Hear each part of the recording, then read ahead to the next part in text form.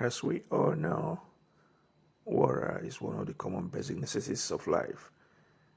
But as you can see on this video, to many families in third world countries, water is not common.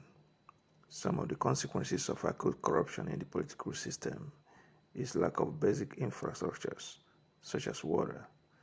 As a result, school kids and in some cases, the whole family spend hours and hours and hours on daily basis just to fetch barely enough water from the local streams.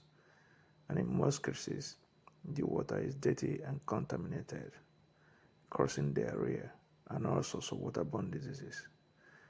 This is 21st century, and we know that it shouldn't be so.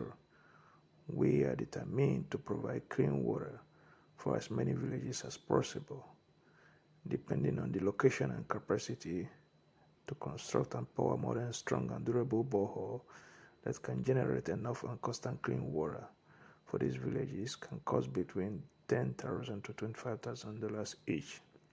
Together, we can do it. Please donate. Check below to see how you can help.